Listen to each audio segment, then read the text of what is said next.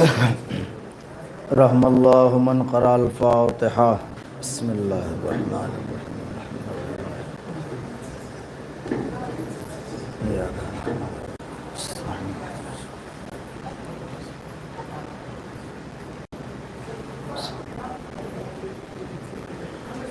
لا حول ولا قوة الا باللہ العلی العظیم حسبنا اللہ نعم الوکیل ونعم المولا ونعم النصیر اعوذ باللہ من الشیطان الرجیم بسم اللہ الرحمن الرحیم الحمد للہ الذی ہدانا لہذا وما كنا لنہتدی لولا ان ہدانا اللہ لقد جاءت رسل ربنا بالحق الصلاة والسلام على سيدنا ونبينا وشفيع ذنوبنا وحبيب قلوبنا وطبيب نفوسنا العبد المؤيد والرسول المسدد المصطفى الأمجد صاحب الأبد أول العدد الذي سمي في السماء بأحمد وفي الأرضين بالقاسم محمد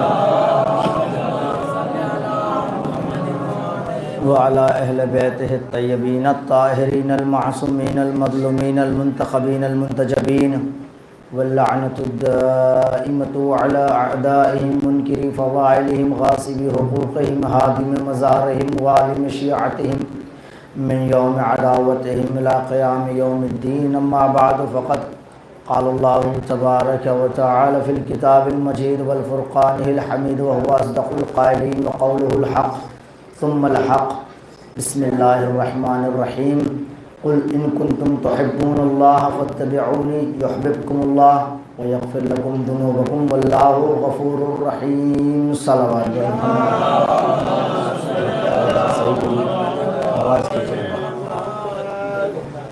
بزرگان ملت جعفریہ، عزاداران سید الشہداء علیہ الصلاۃ والسلام، پرسداران امام مظلوم کربلا، بہرحال بہت دیر آپ کے درمیان میں حائل نہیں ہونا ہے چونکہ ایک مجلس اور ہے، بس انشاءاللہ 20 سے 25 منٹ کے اندر آپ کی خدمت کو تمام کرنا ہے تاکہ آپ زیارت کر کے دوسری مجلس بھی اس میں بھی حاضری دے سکیں اور شہزادی کو ان کے لال کا پرسہ پیش کر سکیں، کیونکہ ہمارا مقصد یہ نہیں ہوتا کہ کسی سے کسی کو لڑا دیا جائے۔ ہماری زندگی کا ہدف یہ ہے کہ ہم اصلاح کا پرچم لے کے چلتے ہیں، فساد کا پرچم لے کے نہیں چلتے۔ تو مجلسیں چاہے جتنی ہو دن میں، لیکن یہ ضرور رہنا چاہیے کیونکہ کہ کسی عزادار یا کسی مولا کے چاہنے والے کو تکلیف نہ ہو۔ ایسی مجلس سے فائدہ کیا کہ میری مجلس سے کسی دوسرے کو تکلیف ہو رہی ہے۔ کربلا والوں کا مقصد یہ نہیں تھا کہ صرف تم ہمارے مصائب پڑھ پڑھ کے سناتے رہنا، چاہے کوئی سمجھے نہ سمجھے، اثر ہو نہ ہو، اس کا اثر لینا اہم چیز ہے۔ کربلا ہمیں سب سے بڑا درس یہ دیتی ہے کہ پہلے انسان بنو، بعد میں عزادار بنو۔ ایک صلوات پڑھے محمد وآل محمد پر۔ پہلے انسان بننا سیکھو۔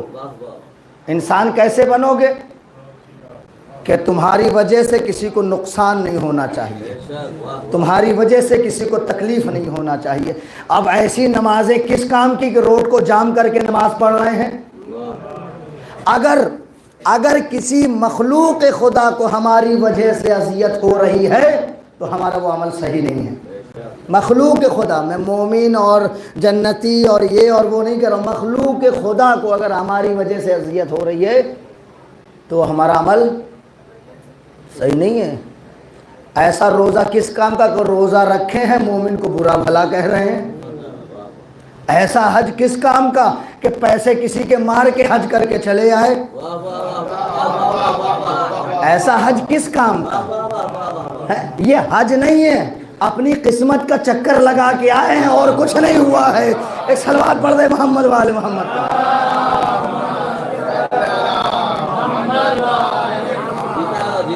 حج نہیں ہوا، حج نہیں ہوا، اپنی قسمت کا چکر لگا کے آ گئے، اپنی قسمت کا چکر لگا کے آ گئے۔ کیوں؟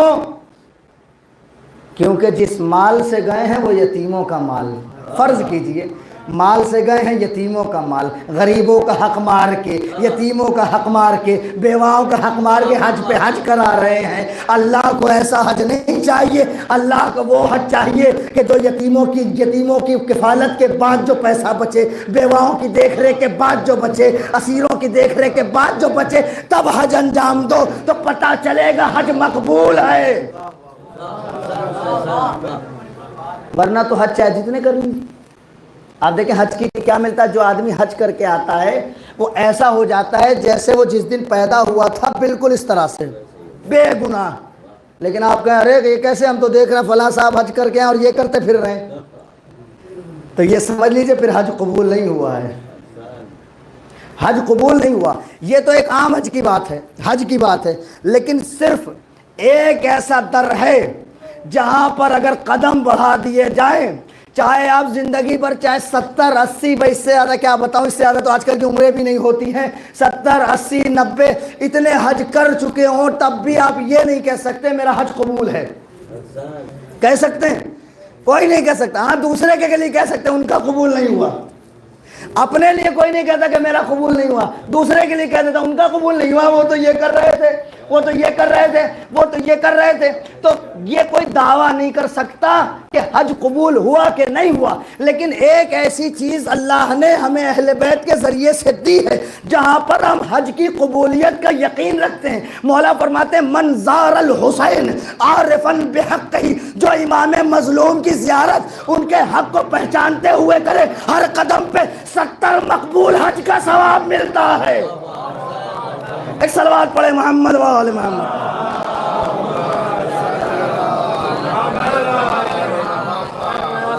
صرف حج کا ثواب نہیں ملتا، 70 مقبول حج کا ثواب۔ مقبول حج، یہ ضمانت کون دے رہا ہے؟ ہم اور آپ۔ ہم اگر کسی کو ضمانت دے دو تو ہماری تو قبول بھی نہ ہو، ہماری تو بہت ساروں کی رد ہو جاتی ہے نا ضمانتیں۔ وجہ کیا ہے؟ حرکتوں کی وجہ سے۔ تو ہماری ضمانت تو قبول بھی نہ ہو، یہ ضمانت اہل بیت لے رہے ہیں، اہل بیت کی زبانی ہے، وہ سراپا صداقت ہیں، ان کے یہاں جھوٹ کا شائبہ بھی نہیں ہے، جھوٹ وہاں سے گزر بھی نہیں سکتا، وہ مکمل صداقت ہے۔ اگر انہوں نے کہہ دیا 70 مقبولہ حج کا ثواب ہے تو 70 مقبولہ حج ہے۔ عزیزان گرامی، تو ہمیں اپنے انسان ہونے کا ثبوت دینے کے ساتھ ساتھ اپنے اصلی عزادار ہونے کا ثبوت دینا ہے کہ ہمارا کوئی عمل کسی دوسرے کے عمل کو خراب نہ کرے۔ میں نے شاید کل یا پرسوں کی کسی مجلس میں کہا تھا کہ آج کل تو بڑا مسئلہ ہو رہا ہے، ہماری مجلس میں نہیں آئے فلاں صاحب، ہم بھی ان کی مجلس میں نہیں جائیں گے، او ہماری مجلس میں نہیں آیا، ہمارے یہاں جلوس نکلا۔ اما جب سب کچھ آپ کا تو امام حسین کا کیا ہوا اس میں؟ آپ کی مجلس، آپ کا نوحہ، آپ کا قصیدہ، آپ کی شاعری، آپ کے یہ، آپ کی وہ، آپ کی وہ، امام حسین کے لیے بھی کچھ کیا ہے کہ سب اپنے لیے کیا ہے؟ اگر امام کے لیے کیا ہے تو یہ تصور کیسے آئے کہ ہماری مجلس ان کی مجلس؟ بس یہ تصور ہونا چاہیے وہاں بھی سیدہ آئی ہیں، یہاں بھی سیدہ آئی ہیں، بس جہاں تک ممکن ہے حاضری دیتے جائیے، چونکہ یہ حاضری آپ کی کسی صاحب کو دکھانے کے لیے نہیں ہونی چاہیے، سیدہ کو دکھانے کے لیے ہونی چاہیے۔ ایک صلوات پڑھے محمد و آل محمد۔ سیدہ کو دکھانے کے لیے ہونی چاہیے، کیوں؟ کیونکہ سیدہ جو ہیں وہ کس لیے آ رہی ہیں؟ وہ کسی کا چہرہ تھوڑی نہ دیکھتی ہیں، ارے یہ صاحب تھوڑا ریچس صاحب ہیں، ان کا آنسو زیادہ قیمتی ہوگا۔ وہ ایسے گھر میں بھی جاتی ہیں جہاں کی دیواروں پہ، دروازوں پہ پردے پڑے ہوتے ہیں، لیکن وہاں سے بھی وہی لے کر آتی ہیں جو مرہم زخم حسین ہے۔ ان کو آنسوؤں سے مطلب ہے، کسی کی غریبی امیری سے مطلب نہیں۔ قرآن مجید کیا ارشاد فرما رہا ہے کہ اگر تم مجھ سے محبت کرتے ہو، اگر تم اللہ سے محبت کرتے ہو، قل ان کنتم تحبون اللہ، قرآن کہہ رہا ہے اگر تم اللہ سے محبت کے دعوے دار ہو، یتبعونی، قرآن پیغمبر کی زبانی ایک پیغام پہنچا رہا ہے، پیغمبر اللہ کا پیغام پہنچا رہے ہیں کہ اللہ پیغمبر سے کہہ رہا ہے ان سے کہو اگر یہ لوگ میری محبت، اللہ کی محبت کے دعوے دار ہیں تو محمد کی اتباع کریں، محمد کی رسالت کی اتباع کریں۔ شاید اللہ انہیں قل ان کنتم تحبون اللہ فاتبعونی یحببکم اللہ، جب ان کی اتباع ہوگی تب اللہ دوست رکھے گا۔ اگر ہم دعویٰ کر رہے ہیں کہ ہم اس کو دوست رکھتے ہیں تو ہمارے پاس دلیل کیسے ہوگی وہ ہمیں دوست رکھتا ہے کہ نہیں؟ آیت کہہ رہی رسول کی اتباع کرو تب دلیل دے سکو گے کہ وہ بھی ہمیں دوست رکھتا ہے، وہ بھی ہمیں پسند کرتا ہے، وإلا یہ نہیں ہو سکتا۔ تو عزیزان گرامی، اتباع پیروی کیسی ہونی چاہیے؟ بس میں ایک دو چیزیں پڑھ کے اور اپنی خدمت کو تمام کرتا ہوں کہ کیسی اتباع ہونی چاہیے۔ دیکھیں کبھی کبھی اتباع کا مطلب، پہلی بات تو ماشاءاللہ سے جو ہے کچھ یہاں طلاب بھی دکھ رہے ہیں، مجھے طالب علم بھی ہیں، خدا سے دعا ہے پروردگار عالم سے کہ ان کو علوم آل محمد کما حقہ حاصل کرنے کی توفیق عطا فرمائے اور خدمت اہل بیت علیہم الصلوۃ والسلام کرنے کی توفیق عطا فرمائے، چونکہ سب سے بڑی اہم وجہ یہی ہے کہ ہم علم حاصل کر کے بیٹھے ہیں، خدمت کرنے کے لائق ہی نہیں ہیں۔ تو علم کس لیے حاصل کر رہے ہیں؟ تاکہ خدمت کر سکے۔ تو یہ بتائیے اتباع کیسے کسی؟ اتباع کا مطلب ہوتا ہے، عربی میں اتباع کسے کہتے ہیں؟ اتباع کا مطلب ہوتا ہے جب اونٹ چلتا ہے نا، اونٹ چل کے جو اس کا قدم آگے بڑھ جائے، جو نشان چھوڑ جاتا ہے نا، قدم کا نشان، اس نشان پہ اگر دوسرا قدم آ جائے تو اس چیز کو اتباع کہتے ہیں۔ یعنی کہ قدم پہ قدم رکھنے کا نام ہے اتباع۔ اب قرآن کہہ رہا ہے کہ جیسا جیسا رسول کہتے رہے نا ویسا ویسا تم انہیں مانتے رہو۔ اگر ہم سے محبت کا دعویٰ ہے تو رسول کی اتباع کرو۔ رسول کا، بلکہ یہ لفظ اگر میں رسول کی کہہ رہا ہوں تو اسے برا نہ مانیے، کچھ جگہوں پر رسول کا اتباع استعمال ہوتا ہے، کیونکہ یہ دونوں میں استعمال ہوتا ہے، رسول کی اتباع، رسول کا اتباع۔ تو رسول کی اتباع کرتے رہیں تب جا کے ہم یہ دعویٰ کر سکتے ہیں کہ اللہ ہم سے محبت کرتا ہے۔ لیکن ہم نے تو یہ دیکھا کہ بعض اوقات اتباع کے مسئلے میں انسان پیچھے رہ گیا، جانور آگے بڑھ گئے۔ توجہ دیجیے گا، میں آپ کو واقعہ بھی یاد دلا دوں کہ کتنا مطیع و فرما بردار ہے وہ چیز جو نبی کے پاس ہے۔ ہجرت کر کے نبی پلٹے ہیں، ہجرت کر کے آ رہے ہیں کہاں؟ مکے سے مدینے۔ نبی کس پہ سوار ہیں؟ اونٹنی پر، ایک ناقہ پر سوار ہیں۔ جیسے ہی مدینے میں داخل ہوئے، اب لوگوں کی ایک ہجوم، لوگوں کا ایک ہجوم ہو گیا، اکٹھا ہو گئے لوگ، ارے نبی آئے ہیں تو ماشاءاللہ ابھی یہاں کوئی ایسی شخصیت آ جائے جو ہمارے نزدیک، مثلا آیت اللہ سیستانی صاحب کے آنے کا کوئی وہ مل جائے، آیت اللہ خامنئی صاحب کے آنے کا کوئی مل جائے کہ بھئی آ رہے ہیں آیات اعظام، تو یہاں کیا حال ہوگا؟ یہاں کیا حال ہوگا؟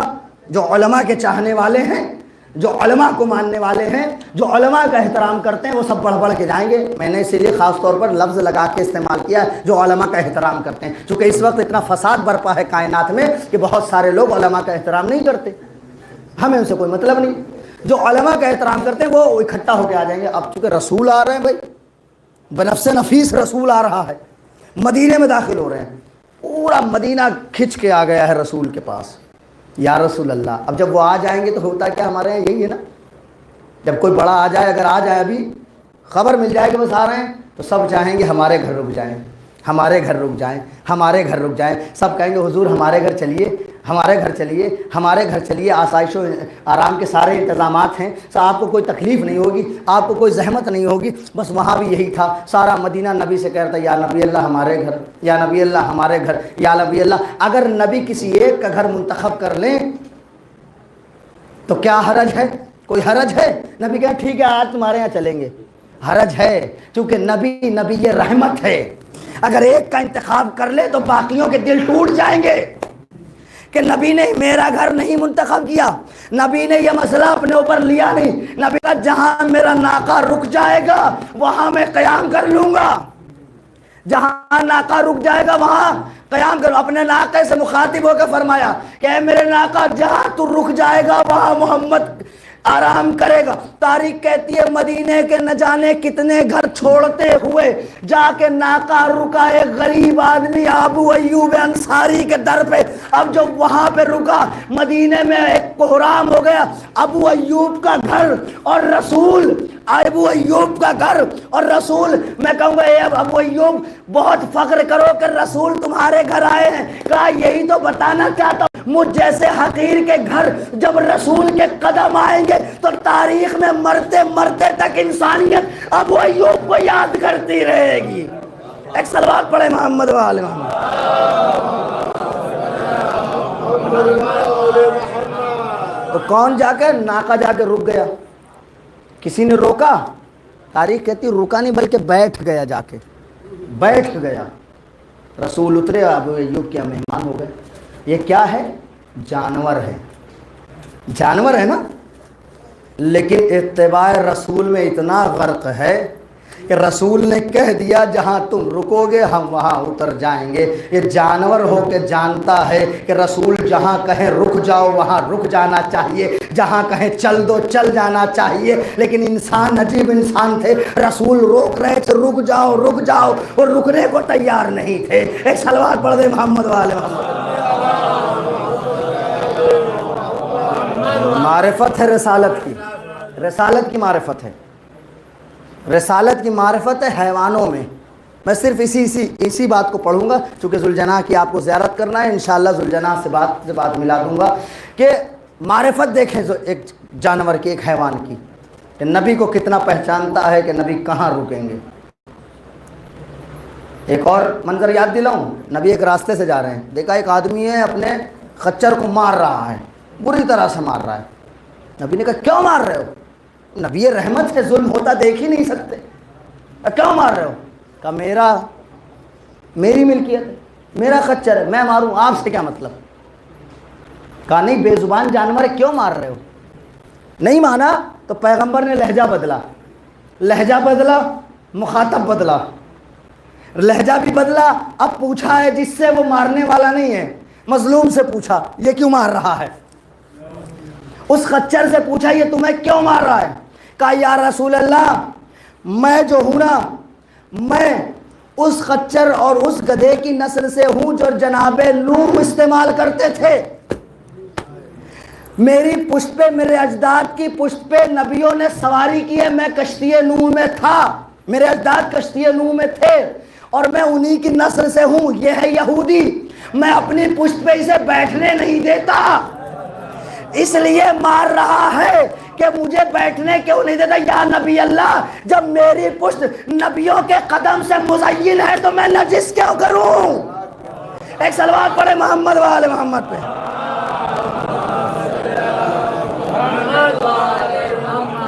میری پشت پہ ہمیشہ نبیوں نے سواری کی ہے، اس کو نہیں بٹھاؤں گا چاہے مار دے۔ پیغمبر نے اس سے کہا بیچو گے؟ کہا لے لو، میرے کسی کام کا نہیں ہے، بیٹھنے بھی نہیں دیتا مجھے تو، لے لو۔ پیغمبر نے اسے خرید لیا، نام رکھا یافور۔ کیا نام رکھا؟ یافور۔ اب اس کی خصلت دیکھیں کتنا معرفت والا یہ خچر تھا نبی کا۔ تاریخ کہتی ہے جب بھی نبی کو کسی صحابی کو بلانا ہوتا تھا نا، آدمی نہیں بھیجتے تھے، اسے بھیجتے تھے، کہتے تو جاؤ فلاں کو بلا کے لاؤ۔ تاریخ کہتی مدینے کی گلیوں میں گھومتا ہوا جاتا تھا، صحابی کے دروازے پہ اپنے منہ کو ٹکراتا تھا، جب صحابی دروازہ کھولتا تھا، یہ بلاوا ہے، اس کا مطلب اگر کوئی اور بلاتا، آدمی بھیجتے تو انسان مکر سکتا تھا، نہیں ہم سے بتایا نہیں، یہ حیوان ہے، حیوان کو بھیج کے نبی نے بتایا میں انسان کو اس لیے نہیں بھیج رہا ہوں، شک یہ ہے کہیں پیغام صحیح طریقے سے پہنچے یا نہ پہنچے، میں جانور بھیج کے بتا رہا ہوں، میرا زیادہ بھروسے مند یہ ہے۔ ایک صلوات پڑھے محمد و آل محمد۔ اب لوگ دروازہ کھولتے تھے، جیسے ہی دیکھتے تھے یافور ہے یافور، اس کا مطلب نبی نے بلایا ہے، دوڑے ہوئے نبی کے پاس آتے تھے۔ اتنا زیادہ نبی کا فرما بردار، اور اس کی فرما برداری کا عالم یہ تھا کہ تاریخ کہتی جیسے ہی رسول کی شہادت ہوئی نا، رسول کی شہادت کے بعد 3 دن تک کھانا نہیں کھایا، اور حالت یہ ہو گئی کہ بھاگ بھاگ کر رسول کی قبر پہ پہنچ جاتا تھا۔ تو لوگوں نے اسے باندھ دیا کہ یہ بھاگ نہ سکے، اور آ کے شہزادی سے کہا شہزادی یہ آپ کے نانا کا جو خچر ہے یافور، یہ بار بار نبی کی قبر پہ پہنچ جاتا ہے، ہم نے اسے باندھ دیا تاکہ جائے نہ۔ بی بی فرماتی اسے کھول دو، یہ میرے بابا کی محبت میں پریشان ہے، یہ میرے بابا کو یاد کر رہا ہے۔ تاریخ کہتی اسے کھول دیا گیا۔ 7 دن، زیادہ سے زیادہ 7 دن نبی کی رحلت کے بعد وہ زندہ رہا۔ جب اسے لوگوں نے ڈھونڈنا شروع کیا، کہاں گیا دکھا نہیں، تو نبی کی قبر پہ مرا ہوا پایا گیا۔ ایسی محبت تھی، ایسی اطاعت تھی نبی کی، ایسی اطاعت تھی پیغمبر کی، اتنا پیغمبر سے قریب تھا کہ پیغمبر کی رحلت کو برداشت نہیں کر پایا۔ وہ کیسے انسان تھے جو پیغمبر کو مارنے پہ آمادہ تھے، پیغمبر کو قتل پہ آمادہ تھے۔ میں کہوں گا کم سے کم ایک جانور سے سبق لے لو، یہ جانور ہو کے اتنا جانتا ہے کہ نبی کتنا بلند ہوتا ہے، تمہیں انسان ہو کے سمجھ میں نہیں آتی، تمہیں انسان ہو کے بعد سمجھ میں نہیں آتی کہ کیسا ہونا چاہیے نبی کے سلسلے سے۔ تو قرآن کیا کہہ رہا ہے کہ اتباع، اب خدا بھی اسے چاہے گا جو انہیں چاہے گا، جو انہیں چاہے گا۔ اب دیکھیں جانوروں کا بڑا مسئلہ ہے، پوری ایک کتاب ہے حیات الحیوان، 2 جلدوں میں ہے، اسے اگر وہ مل جائے آپ کو اردو یا انگلش میں تو ضرور پڑھیے گا، ورنہ عربی میں تو ہے ہی۔ اس میں حیوانات کی صفت لکھی ہے، اس میں ایک چیز ہے جو بڑی خوبصورت اور بڑی اچھی بات ہے، اس میں تحریر ہے کہ یہ جو گھوڑے ہوتے ہیں نا، گھوڑے، پہلی بات یہ کئی طریقے کے گھوڑے ہوتے ہیں، 1-2 تو الگ الگ، مطلب ایسا نہیں کہ سب ایک جیسے دکھتے ضرور ہیں، ہوتے الگ الگ ہیں۔ علماء فرماتے ہیں کہ ان میں 4 قسم ہوتی ہے۔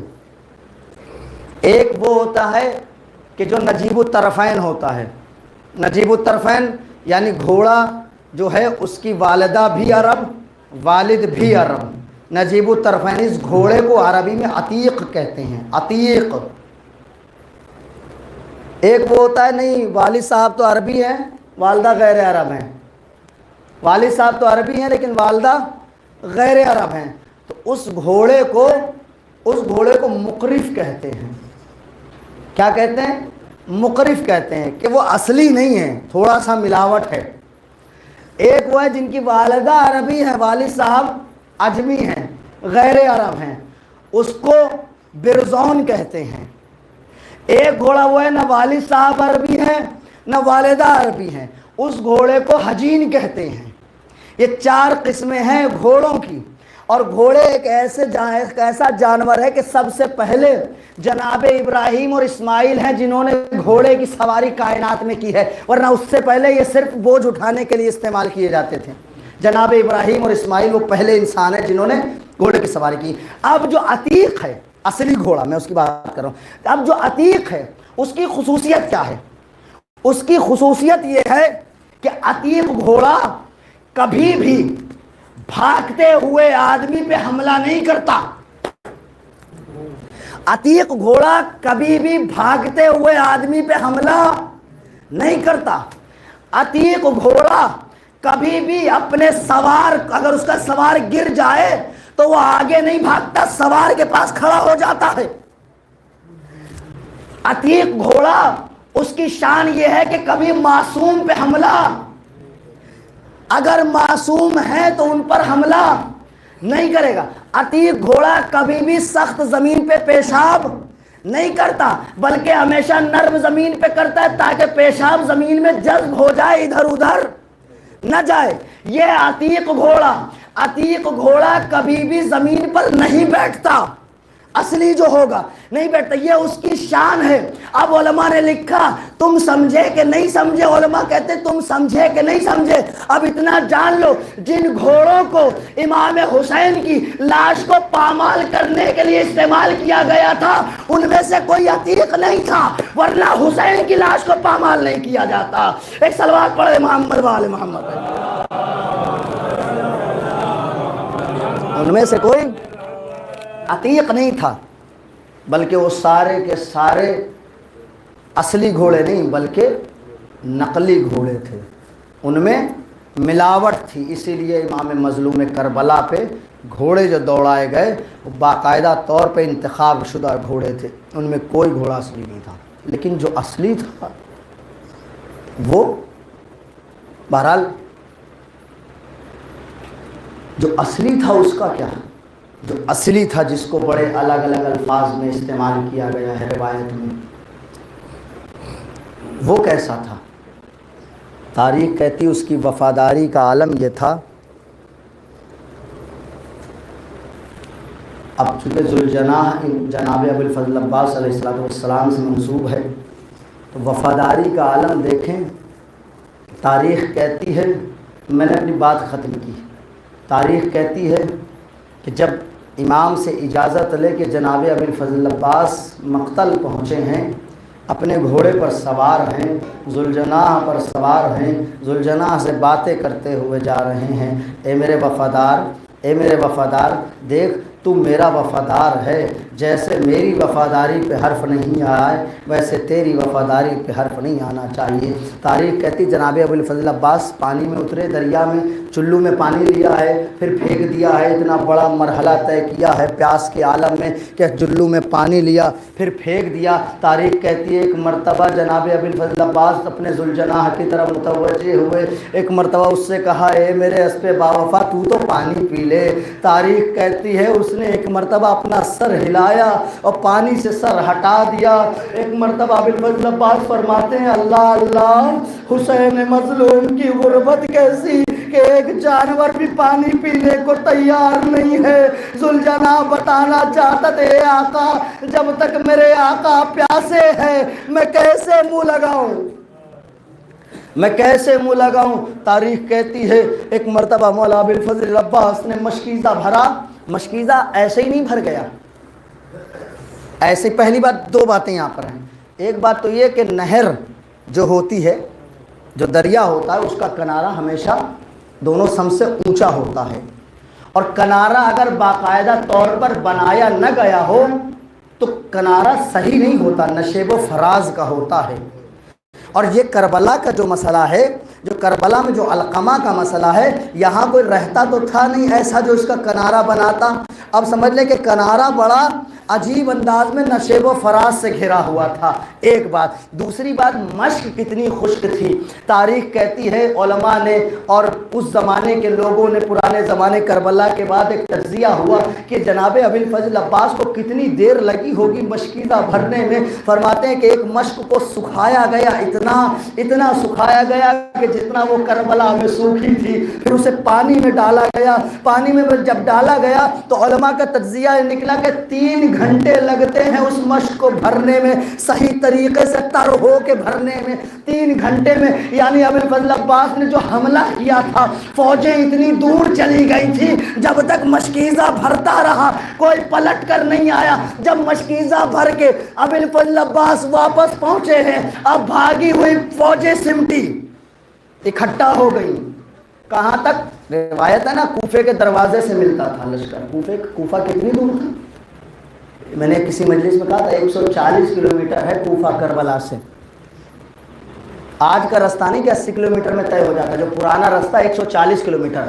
اور اگر ہم کہہ دیں کہ کوفے کا دروازہ کم سے کم 20 کلومیٹر پہ رہا ہوگا، 20 کلومیٹر کا شہر ہوگا، تو 120 کلومیٹر دور جا کر فوجیں ٹکرا رہی تھیں۔ کیوں؟ اس لیے کہ جناب ابو الفضل عباس کا جو یہ ٹوٹے ہوئے نیزے سے حملہ تھا یہ اتنی دور پہنچا چکا تھا۔ تاریخ کہتی ہے اب جناب ابو الفضل عباس پلٹے ہیں، مشق ہے، مشق ہے، ایک آس ہے، مشق نہیں ہے، ایک آس ہے، ایک امید ہے، ایک کوشش ہے، ایک تمنا ہے جو لے کر خیمے کی طرف بڑھ رہے ہیں۔ اور پتہ ہے کیا کریں؟ اپنے ذوالجناح سے کہہ رہے ہیں اے میرے اسپِ باوفا، اے میرے اسپِ باوفا، تیری وفاداری کا ثبوت یہ ہے کہ مجھے خیمے تک پہنچا دے، میں نہیں چاہتا کہ سکینہ کے سامنے شرمندہ ہوں۔ تاریخ کہتی ہے جناب ابو الفضل عباس آگے بڑھتے جا رہے ہیں۔ ایک مرتبہ ایک شقی نے وار کیا، حضرت کا دائنا بازو قلم ہوا، ایک جگہ گرا، پھر مولا آگے بڑھے، بایاں بازو قلم ہوا، علم بھی ہے جو اب ادھر ادھر جا رہا ہے۔ مولا نے علم نہ جانے کیسے سنبھالا، لیکن ابھی بھی امید ٹوٹی نہیں ہے عباس کی، ہاتھ کٹ گئے، امید نہیں ٹوٹی۔ کیوں؟ اس لیے کہ ابھی مشکیزہ سلامت ہے۔ تاریخ کہتی تیروں کا ایک ہجوم مولا کے پاس چلا، مولا کی طرف چلا، ایک تیر آیا مشک سکینہ پہ لگا، اب جو تیر لگا آس ٹوٹ گئی کیونکہ پانی بہنے لگا۔ اجرکم اللہ، پانی بہنے لگا۔ اب جناب ابو الفضل عباس نے ذوالجناح کو موڑ دیا، میرے اسپِ باوفا اب عباس خیمے میں نہیں جا سکتا، کیونکہ اگر میں جاؤں گا اور سکینہ نے ایک مرتبہ پوچھ لے چچا پانی کہاں ہے تو میں کیا جواب دوں گا۔ تاریخ کہتی ہے مولا ابو الفضل عباس پلٹے ہیں، ہجوم اور بڑھتا گیا، لوگوں نے جو ہاتھ میں آیا اس سے مارا، ایک ذاکر نے خواب میں دیکھا کہ مولا ابوالفضل عباس کی قبر ہے. ایک مرتبہ دیکھ کے کہتا ہے خواب میں، کہتا مولا آپ تو بڑے لہیم شہیم تھے، لوگ کہتے آپ کے سر پہ گرز لگا. اے مولا اتنے لہیم شہیم گرز لگا تو کیسے لگا؟ مولا نے فرمایا اے میرے چاہنے والے، پہلے گرز نہیں لگا، ایک تیر آ کے آنکھوں میں لگا. تیر کا لگنا تھا، میں نے چاہا کہ تیر نکالوں، سر کو جھکایا، زانوں کے بیچ میں تیر جیسے ہی رکھ کے کھینچنا چاہا، کسی لعین نے گرز مار دیا. ارجرکم اللہ، لعین نے گرز مارا. جناب ابوالفضل عباس تیورا کی زمین کربلا پہ آئے. شہزادی فرماتی ہائے میرا وہ بیٹا جو کربلا کے میدان میں گھوڑے سے تو گرا لیکن اپنے ہاتھوں کو ٹیک نہ سکا کیونکہ ہاتھ نہیں تھے. ایک مرتبہ امام کو آواز دی، مولا پہنچے، لاش پر پہنچے مولا. ابھی جناب ابوالفضل عباس میں رمق جان باقی ہے. بیٹھ گئے سرانے، میرے شیر عباس یہ کیا ہو گیا؟ اے میرے بھیا عباس یہ کیا ہو گیا؟ ایک مرتبہ جناب ابوالفضل عباس نے کہا اے آقا بس معاف کیجئے گا کہ میں بچوں کی پیاس نہ بجھا پایا. آقا یہ آپ سے ایک وصیت علی اکبر سے کرنا ہے. مولا نے فرمایا بتاؤ. آقا آپ سے وصیت یہ ہے کہ دیکھیے آقا میں جب دنیا میں آیا تھا تو سب سے پہلے آپ کو دیکھا تھا، اب جب دنیا سے جا رہا ہوں سوچتا ہوں آپ کی زیارت کروں. امام نے کہا اے عباس کرتے کیوں نہیں؟ کہا مولا ایک آنکھ میں تیر لگا ہے، ایک آنکھ میں خون جمع ہے، اے مولا کیسے زیارت کروں؟ تاریخ کہتی مولا نے تیر نکالا، خون صاف کیا. عباس کی نگاہوں نے چہرہ انور امام حسین کو دیکھا، آواز دی آقا خدا حافظ. مولا نے کہا عباس میری بھی تو ایک خواہش پوری کرتے جاؤ. اپنی خواہش پوری کر لی. کہا آقا بتائیے. کہے عباس جب سے پیدا ہوئے ہو ہمیشہ آقا کہا ہے حسین کا دل ہے کہ بھائی کہہ دو. اجرکم اللہ. حسین کا دل ہے کہ بھائی کہہ دو. ایک مرتبہ میرے شیر نے کہا اے بھیا معاف کیجئے گا، عباس پانی نہ پہنچا سکا. اے علی اکبر میرا لاشا خیمے میں نہ جائے. اب جو یہ وصیت ہوئی لاشا دریا پہ چھوڑا، ذوالجناح کو پکڑا، لے کے خیمے کی طرف بڑھے. ادھر سکینہ نے دیکھا علم خیمے کی طرف آ رہا ہے. پیاسے بچوں جلدی آؤ میرا چچا آ رہا ہے. اب جو علم آیا کیا دیکھا؟ علم تو آیا، علمدار نہ آیا. ذوالجلال ایسی کیفیت میں ہے، باغیں کٹی ہوئی ہیں، زیر ڈلی ہوئی ہے. اے بابا میرا چچا کا آواز دی بیٹا. چچا ترائی پہ چانے کٹائے سو رہا.